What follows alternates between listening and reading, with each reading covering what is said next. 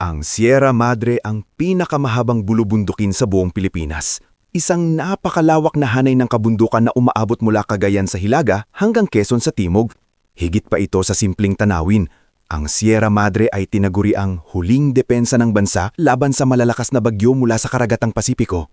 Sa tuwing may paparating na unos, ang mga bundok at kagubatan nito ang unang sumasalubong sa hagupit ng hangin at ulan. Pinoprotektahan ng milyon-milyong Pilipino sa kapatagan. Dito matatagpuan ang ilan sa pinakamalalawak at pinakahuling natitirang rainforest ng bansa.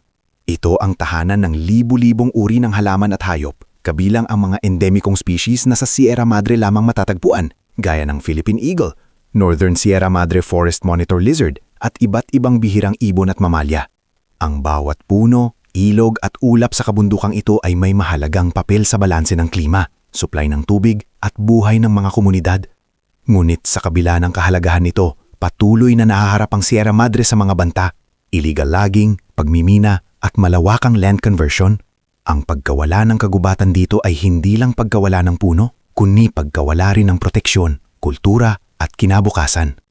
Ang Sierra Madre ay hindi lang yaman ng kalikasan, ito ay pananagutan ng bawat Pilipino. Tara, samahan niyo kong tuklasin ang mga kakaibang yaman ng Pilipinas. Like, share, and subscribe.